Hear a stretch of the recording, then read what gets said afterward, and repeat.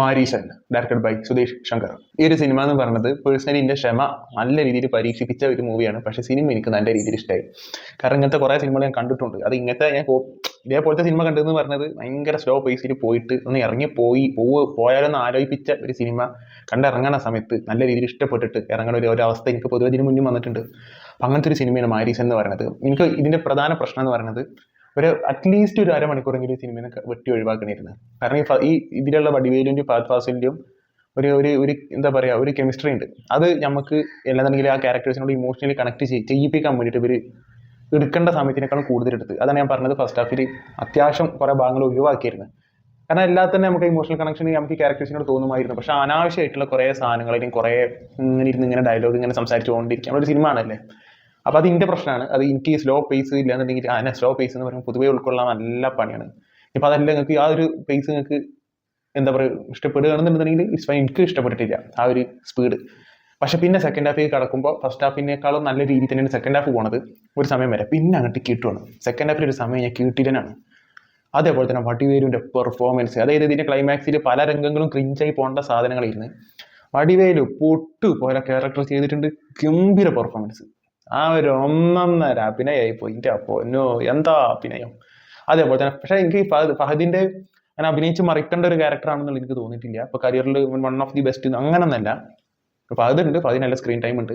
പക്ഷെ ഫഹദ് ഇങ്ങനത്തെ ഇതിനേക്കാളും കോംപ്ലിക്കേറ്റഡ് ആയിട്ടുള്ള ക്യാരക്ടേഴ്സ് ചെയ്തിട്ടുണ്ട് ഫഹദ്. അപ്പോൾ ഫഹദിന് ഇതൊന്നുമില്ല, നല്ല രീതിയിൽ ചെയ്തിട്ടുണ്ട്. പക്ഷെ അന്യായ പെർഫോമൻസ് കാഴ്ചക്കാളുള്ള ഒരു ക്യാരക്ടർ അല്ല ഫഹദിൻ്റെ. അതും കൂടി പറഞ്ഞല്ല, ഫഹദിൻ്റെ പ്രശ്നമല്ല അത് ക്യാരക്ടർ കുറേ എന്താ പറയുക പെർഫോമൻസ് കാഴ്ചക്കാളുന്ന രീതിയിലല്ല ക്യാരക്ടർ വന്നിട്ടുള്ളത്. അപ്പോൾ അതുപോലെ തന്നെ വടിവേലുവിൻ്റെ ക്യാരക്ടറിലാണ് ഈ പടം മൊത്തം കളിച്ചിരിക്കുന്നത്. ഒരു വല്ലാത്തൊരു ക്യാരക്ടറാണ്. അത് ഈ സിനിമ പ്രഡിക്റ്റബിൾ ആണെന്ന് ചോദിച്ചു കഴിഞ്ഞിട്ടുണ്ടെങ്കിൽ പല ഭാഗങ്ങളും പ്രഡിക്റ്റബിൾ ആണ്. പ്രഡിക്റ്റബിൾ അല്ലാതെ പോയത് വടിവേലിൻ്റെ ക്യാരക്ടർ എന്താണെന്നുള്ളതാണ്.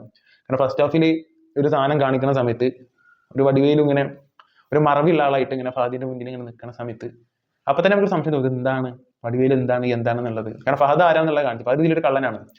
ഫഹദ് ആരാന്നുള്ള ഓൾറെഡി നമുക്ക് കാണിച്ചു തന്നത്. പക്ഷെ വടിവേലിൻ്റെ കാണിച്ചു തന്നിട്ടില്ല. വടിവേലിൻ്റെ പകുതിയിൽ നിന്ന് അങ്ങോട്ടാണ്, അതായത് വടിവേലിൻ്റെ ലൈഫ് ഉണ്ടല്ലോ അവിടുന്ന് പകുതിയിൽ നിന്ന് അങ്ങോട്ടാണ് കാണിക്കുന്നത്. അപ്പോൾ ആ ക്യാരക്ടറിൻ്റെ പാസ്റ്റ് എന്താണ്, ഈ ക്യാരക്ടർ എന്താണെന്നുള്ളത് ഗംഭീര ട്വിസ്റ്റാണ്.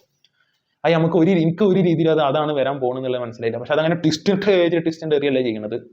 അത് ആ ക്യാരക്ടർ എന്താണെന്നുള്ള നല്ല നൈസായിട്ട് ഇങ്ങനെ ഒരു ഒഴുക്കിനാണ് പോകണം. ആ ക്യാരക്ടർ എന്താണെന്നുള്ള രീതിക്ക് മനസ്സിലായി. എനിക്ക് പേഴ്സണലി ഞാൻ പറഞ്ഞത് ഒരു കാര്യം കൂടെ പറയാം. ഇത്തെ പാട്ടുകൾ ആ ഒരു സ്ലോ പേസിൽ ഓൾറെഡി സിനിമ പോയിക്കൊണ്ടിരിക്കുമ്പോൾ അതിൻ്റെ ഇടയിൽ വരുന്ന പാട്ടുകളും എനിക്ക് അത്യാവശ്യം ഇറിറ്റേറ്റിംഗ് ആയിട്ടാണ് തോന്നിയത്. നിങ്ങൾക്ക് ആർക്കെങ്കിലും ക്ഷമ ഇല്ലാന്നുണ്ടെന്നുണ്ടെങ്കിൽ ഈ സിനിമ ഉണ്ടെങ്കിൽ എനിക്ക് ക്ഷമ വരും. കാരണം അത്രയും സ്ലോ പേസിലാണ് ഈ സിനിമ പോയത്. അത്രയും സ്ലോ പേസാണ്. ബോറടിച്ചും ചെയ്തു. ഈ സിനിമയിൽ പല ഭാഗങ്ങളും എനിക്ക് അത്യാവശ്യം നല്ല രീതിയിൽ ബോറടിച്ചിട്ടുണ്ട്. കാരണം എനിക്ക് ക്ഷമയില്ല. ഈ ക്ഷമയോട് കൂടി ഇരുന്ന് കാണുന്ന ആൾക്കാരാണെന്നുണ്ടെങ്കിൽ നിങ്ങൾക്ക് കുഴപ്പം വരില്ല. എനിക്കത് ഞാൻ പറയാം, സ്ലോ പേസ് എന്ന് വെച്ചാൽ ഭയങ്കര പ്രശ്നമാണ് ഉൾക്കൊള്ളാൻ. പക്ഷേ സിനിമ കണ്ട് കഴിയുമ്പോൾ കിട്ടിയൊരു ഫീൽ കിട്ടുമായിരുന്നു. അപ്പോൾ അതുകൊണ്ടാണ് ഞാൻ പറഞ്ഞത് ഈ സിനിമ എന്ന് പറയുന്നത് ഞാൻ പേഴ്സണലി ത്രൂ ഔട്ട് എന്ന് പറയാൻ പറ്റില്ല എന്നുണ്ടെങ്കിലും സിനിമ നല്ല രീതിയിൽ എൻജോയ് ചെയ്ത് എന്ന് തന്നെയാണ് എൻ്റെ അഭിപ്രായം. നിങ്ങൾ ഈ സിനിമ കണ്ടിട്ടില്ല എന്നുണ്ടെന്നുണ്ടെങ്കിൽ ഡെഫിനറ്റ്ലി ഒന്ന് കണ്ടു നോക്കുക. ഞാൻ ഒരു കാര്യം പറയാം, തീരെ ക്ഷമയില്ല. അപ്പോൾ തിയേറ്ററിൽ നിന്ന് 2-3 ആൾക്കാർ ഉണ്ടായിരുന്നില്ല സെക്കൻഡ് ഹാഫ് കാണാൻ ഇൻ്റർവ്യൂ കഴിഞ്ഞപ്പോഴേ. അങ്ങനെ ഇറങ്ങി പോകരുത്. അങ്ങനെ ഇറങ്ങി പോയിക്കേ അപ്പോൾ ഇറങ്ങി പോയിരിക്കും മിസ്സായി.